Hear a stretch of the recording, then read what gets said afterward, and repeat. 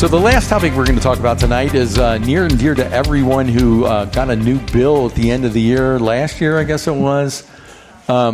Sarah Wolf has taken the bull by the horns when it comes to property taxes. Here in Hamilton County, it was an average of, what, a 30% increase in the evaluations? The 66,000 properties in Hamilton County in the low to moderate income neighborhoods received 50 to 400% increases, while our wealthier neighborhoods and a lot of our elected officials got little to nothing. We cannot be taxed this way anymore.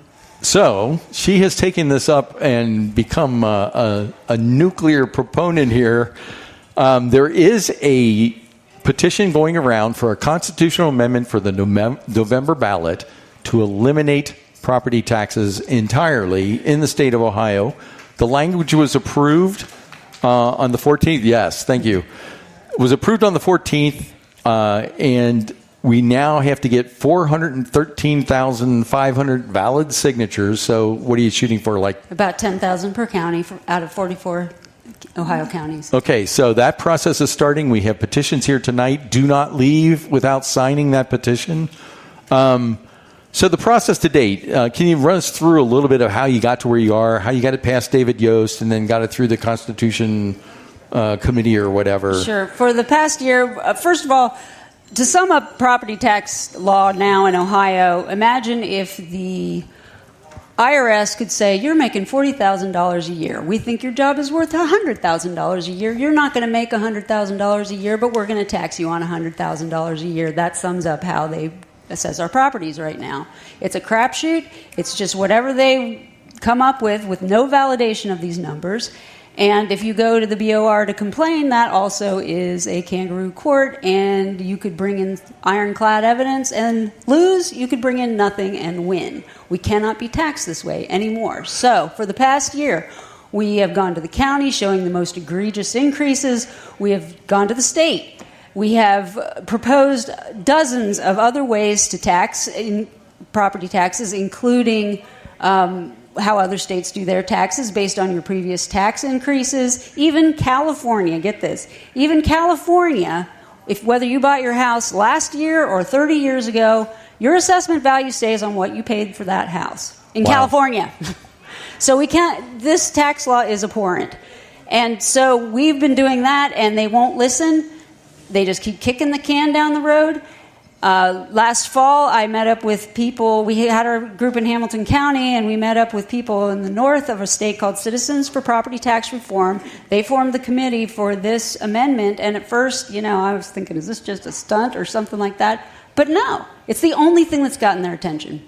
Excellent. And I think right now they are freaking out because if it gets on the ballot, it's going to pass. Yes, I think the only reason Governor DeWine is coming out against it is because he thinks we can actually do it. And can I say my favorite story about Trump? Go for it. So in Trump's first term, he was talking to Putin, and he said, if you invade Ukraine, I'm going to bomb Moscow. And Putin said, oh, no American president would ever bomb Moscow. And he said, well, I might. And as long as Putin thought he might, he didn't invade Ukraine. Well, that's the same thing with this petition. We might. We could. I think if it gets on the ballot, it's got a strong chance. I know every township is up in arms because, that's how townships are funded. So the key is if we get the flat tax for the income tax, state money needs to start coming back to the localities. There's a 5.75 fixed sales tax that could be used to fund the townships. Well, and it's already in place. Because here's the little secret they don't want you to know. The state is supposed to fund our schools, and any shortfalls are supposed to be levied on local income tax. Now, they don't do that. They levy it on property tax because there are millions more jobs, wage earners, than there are property owners. So people vote for it if it's on property tax and they're not paying for it directly. But no, as we saw just last fall with the affordable housing levy that they tried to put on income tax, they don't vote for it if it's coming out of their paycheck. Yeah, so it's like everything else we've been talking about. It's a way to try and even the playing field to what something is actually fair as opposed to the way they talk about fair. Well, we just need a system that pays for everything and doesn't bankrupt homeowners, which is what is happening. People are losing their homes. I talk to seniors every day. I talk to working class people every day.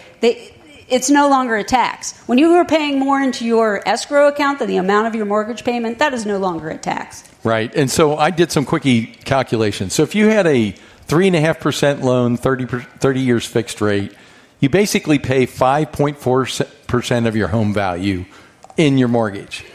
But if you've had that house for 15 years, it's doubled in value. The current tax rate in Hamilton County is 1.6. So it's about 3.2 if you double that because your property value doubled. So you're nearly paying the exact same amount in taxes that is your mortgage interest rate. It's crazy. It is crazy. And now that I'm on a fixed income like a lot of other people, and my home value has gone up 50%. Yeah, this is if you crazy. watch the videos that I'm doing, they're on Facebook. We have an 85-year-old woman who is talking about going back to work to pay her property taxes. We have another woman, 83 years old, and she sold her furniture to pay her taxes. This is extortion. This is a mafia shakedown, and we're not going to stand for it. We're mad as hell, and we're not going to take it anymore. Well, we'll end with that. So all of the stuff we've been talking about, if you go to the restoreliberty.us website, we'll have the facts, the figures that we've been talking about. We'll have you give you access to get to petitions, the letters, everything we need to try and get some action on this.